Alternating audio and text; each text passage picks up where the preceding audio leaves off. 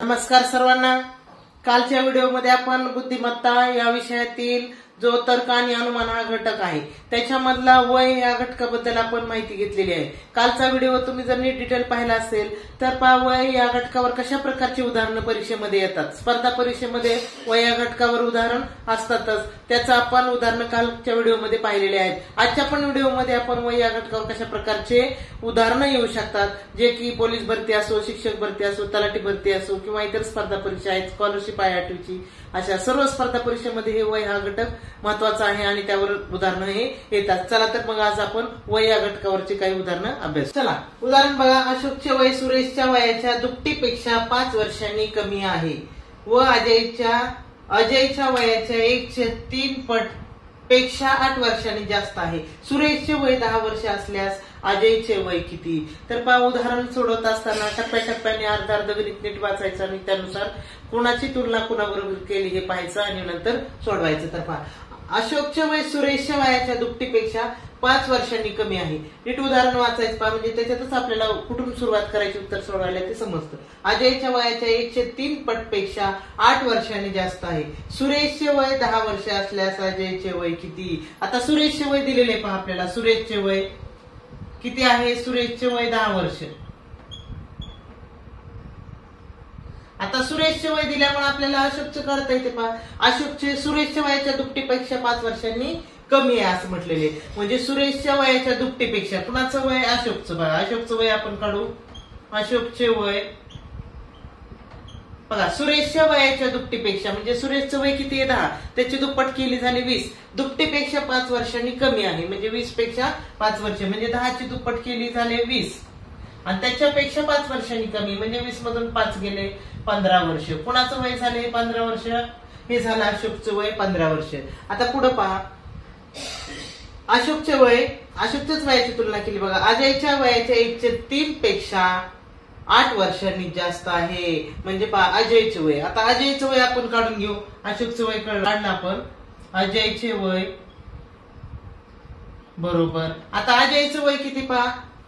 अशोकच्या वयाच्या 1/3 पेक्षा, आता अशोकचं वय माहिती आपल्याला, अशोकचं वय किती आहे? 15 आहे। 1/3 पेक्षा 8 वर्षांनी जास्त आहे। मग एक लक्षात घ्या, उलट क्रिया करायचं। 8 वर्षांनी जास्त आहे मग ह्याच्यातून 8 वर्ष कमी करून टाकू आपण। 15 मधून 8 गेले 17 नाही 7 आणि ह्याच्यात तिप्पट करायची म्हणजे 7 21 वर्ष वय हे अजयचं आहे। एक लक्षात घ्यायचं, अशोकचं वय विचार। अशोकचं वय अजयच्या वयाच्या 1/3 पटीपेक्षा 8 वर्षांनी जास्त आहे। मग अजयचं वय त्याच्या विरुद्ध क्रिया करायची बघा, म्हणजे 8 वर्षांनी जास्त आहे 8 वर्ष कमी करायचे ह्याच्यात। पुन्हा 1/3 पट आहे त्याची तिप्पट करायची म्हणजे किती वर्ष झालं? 21 वर्ष। चला वयावर पुढचं एक उदाहरण पाहू आपण। प्रीतेशचे वय त्याच्या काकाच्या वयाच्या पट व त्याच्या वडिलांच्या वयांच्या 1/3 पट आहे।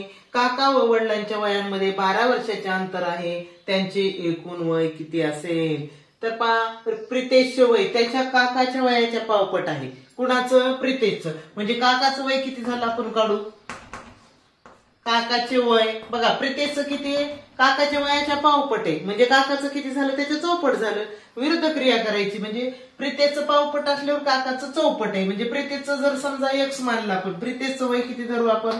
प्रीतेशचं वय x धरू आपण, x वय मानू आपण x। मग काकाचं त्याच्या चौपट येईल म्हणजे किती येईल? 4x। आता वडिलांचं बघू, वडिलांचं। आता वडिलांचं वय किती दिलेले पहा। वडिलांचं वय म्हणजे प्रीतेशचं वय वडिलांच्या वयाच्या 1/3 पट आहे प्रीतेशचं। मग वडिलांचं काय होईल? प्रीतेशचं 1/3 वडिलांचं त्याच्या तिप्पट होईल म्हणजे प्रीतेशचं किती? x आहे आणि मग वडिलांचं त्याच्या तिप्पट होईल म्हणजे किती झालं? 3x। यांच्यातला फरक दिलेला आहे, वडिलांच्या आणि काकाच्या वयातला फरक 12 वर्ष म्हणजे 4x वजा फरक म्हणजे वजा बाकी वजा 3x बरोबर 12 म्हणजे x बरोबर 12। आता x आपण कशाला म्हणलं होतं? x आपण प्रीतेशच्या वयाला म्हणलं होतं x म्हणजे प्रीतेशचं वय किती निघालं पहा? x वर्ष। प्रीतेशचं वय बरोबर x वर्ष मानलं होतं आपण म्हणजे त्याचं निघलं 12 वर्ष। प्रीतेशचं वय 12 झालं मग काकाचं वय त्याच्या चौपट आहे म्हणजे काकाचे वय किती झालं? 12 गुणिले 4 5 48। वडिलांचं वय किती झालं? 12 गुणिले 3 12 36। आता ह्याचं 12 गुणिले 3 बरोबर 12 36. आता यांची एकूण वय किती विचारले? एकूण वय म्हणजे ह्यांची काय करायची? बेरीज करायची. 8 आणि 87 4चा हातच्या आला 1 आणि 3 आणि 4 7 आणि 1 8 म्हणजे यांच्या दोघांच्या वयांची बेरीज झाली 84 वर्षे. पुढचं उदाहरण बघा. 5 जणांच्या कुटुंबातील सदस्यांचे सरासरी वय 30 वर्ष आहे. सर्वात लहान सदस्याचे वय सर्वात मोठ्या सदस्याच्या 108 पट आहे. त्याच्या वयामध्ये 35 वर्षाचे अंतर असल्यास कुटुंबातील इतर 3 सदस्यांचे एकूण वय किती आहे? तर बघा, कुटुंबामध्ये एकूण 5 सदस्य आहेत.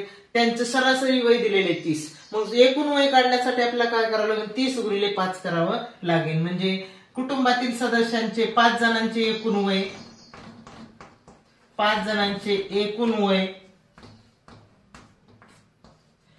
सरासरी वय दिलेले 30. 5 जणांचं सरासरी दिलेलं असताना एकूण काढताना 30 गुणिले 5 करायचं. 30 गुणिले 5 बरोबर 150 वर्ष.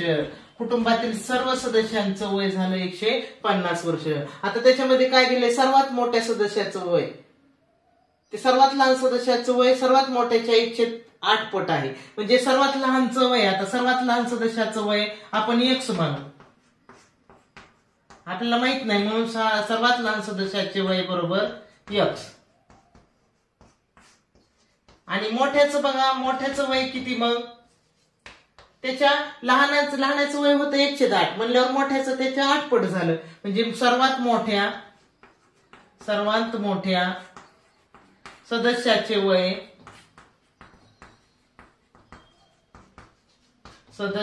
वय लहानाचं 108 पट होतं आणि म्हणून मोठ्याचं त्याच्या 8 पट झालं. म्हणजे x गुणिले 8 म्हणजेच 8x. आता यांच्यामधलं अंतर आहे बघा 35 वर्ष. म्हणजे यांच्यातला फरक आहे 35 वर्षाचा. म्हणजे मोठ्याचं किती आहे? 8x वजा लहानाचं x. यांच्यातला फरक म्हणजे वजाबाकी किती आहे? 35 वर्ष आहे. यांची वजाबाकी केली 7x झाले. 7x बरोबर 35 म्हणून x बरोबर 7 ने 35 ला भागितलं आलं 5. x म्हणजे 5 म्हणजे सर्वात लहान ह्याचं किती झालं? 5 वर्ष वय झालं. आता सर्वात मोठ्याचं त्याच्या 8 पट होतं म्हणजे 8 पंचे 40 वर्ष वय झालं. त्या दोघांची जर बेरीज केली तर 45 वर्ष झाली. आपल्याला काय विचारले? उरलेल्या 3 सदस्यांचं वय किती? म्हणजे त्या 150 मधून 45 वजा करायचं म्हणजे उरलेल्या 3 सदस्यांचं वय येईल. म्हणजे 150 वजा 45 बरोबर त्या उरलेल्या 3 सदस्यांचं वय झालं. एकूण बेरीज झाली त्याची 105 वर्ष. तर बघा, महावीर, श्लोक, हेरम यांचे 3 वर्षानंतर सरासरी वय 33 वर्षे असेल. 3 वर्षापूर्वी त्यांचे गुणोत्तर 2:3:4 होते. तर मोठ्या असलेल्या हेरमचे आजचे वय किती असेल? तर पहा इथं काय दिलेले? महावीर, श्लोक आणि हेरम यांचे 3 वर्षानंतरचे सरासरी वय किती असेल असं दिलेले. 3 वर्षानंतर. मग आपल्याला 3 वर्षानंतर त्यांच्या वयांची बेरीज किती येते काढू आपण. पहिल्यांदा त्यांच्या वयांची बेरीज काढू. 3 वर्षानंतर 3 वर्षानंतर त्यांच्या वयांची बेरीज किती येणार पहा. 3 वर्षानंतर म्हणजे त्यांच्या वयांचं सरासरी दिली 33. 33 गुणिले 3 हे झाले 99. हे झाले त्यांच्या 3 वर्षानंतरच्या वयांची बेरीज. पण आपल्याला काय विचारले? इथं विचार बघा. आणि पुढे काय दिलेले पहा. 3 वर्षापूर्वी त्यांच्या वयांचे गुणोत्तर किती होते? 3 वर्षापूर्वी म्हणजे आता 3 वर्षानंतरच ह्यांची बेरीज आलेली 99. म्हणजे 3 वर्षापूर्वी म्हणजे आजचं आणि मागचं 3 वर्ष म्हणजे असे एकूण 6 वर्ष. 6 वर्ष तिघांचे कमी करायचे म्हणजे सावित्रिक 18 ह्याच्यातून कमी करावे लागतील. कशामुळे कमी करायचे पाहत? कारण 3 वर्षानंतरच दिलेले. 3 वर्षानंतरची बेरीज आलेली 99. मग आजची म्हणल्यानंतर तिघांचे 3 वर्ष कमी करावं लागतील. 3 9 झाले. आणि 3 वर्षापूर्वी म्हणल्यावर पुन्हा आणखी 9 कमी करावं लागतील म्हणजे 18 कमी करावे लागतील. किती आले पहा? 81. म्हणजे पहा त्यांचं 3 वर्षापूर्वी त्यांची बेरीज किती असेल? 81. पण तिथं गुणोत्तर दिलेले बघा 3 वर्षापूर्वीचं 2:3:4 म्हणजे बघा त्यांची बेरीज आहे म्हणून 2x अधिक 3x अधिक 4x बरोबर 81. कारण 3 वर्षापूर्वी त्यांच्या वयांची बेरीज झाली 81. 3 वर्षाचं गुणोत्तर दिलंय. गुणोत्तर म्हणल्यानंतर त्याच्या पुढे x मांडून त्याचं गुणोत्तराची बेरीज करायची. बघा 7 आणि 3 9. 9x बरोबर 81 म्हणजे x बरोबर 81 ला 9 ने बघितल्यानंतर आलं 9. आता x बरोबर 9 म्हणजेच आपण ह्याचं प्रत्येकाचं काढू. आता हे झालं महावीरचं. पुन्हा हे आहे श्लोकचं. आणि आहे हेरमचं गुणोत्तर.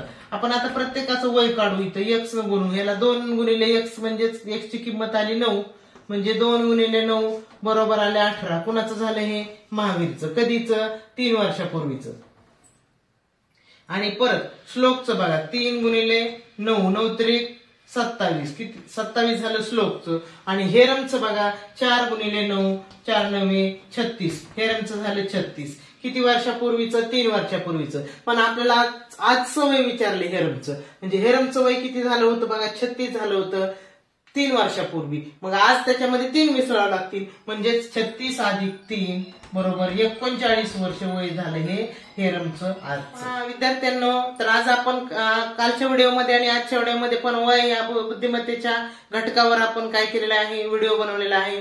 तुम्हाला कालच्या वयाची जे काही उदाहरणं होती त्याच्यापेक्षा आजच्या वयाचे उदाहरणं आपण कठीण घेतलेले आहेत, आणि पुढच्या पण व्हिडिओमध्ये आपण ह्याच्यापेक्षा कठीण उदाहरणं घेणार आहोत. हे सर्व उदाहरणं आपण आपल्या सर्व स्पर्धा परीक्षेसाठी उपयोगी पडणार आहेत. स्कॉलरशिप असो, तुमचे तलाठी भरती असो, शिक्षक भरती असो, पोलीस भरती असो, सर्व स्पर्धा परीक्षेसाठी ही वय ह्या घटकावरची उदाहरणं उपयुक्त पडणार आहे. तर तुम्हाला जर माझी शिकवण्याची पद्धत आवडत असेल तर इतर मित्रमैत्रिणींना शेअर करा, लाईक करत चला, आणि जर कोणी सबस्क्राईब करायचं राहिलं असेल सबस्क्राईब करा. धन्यवाद.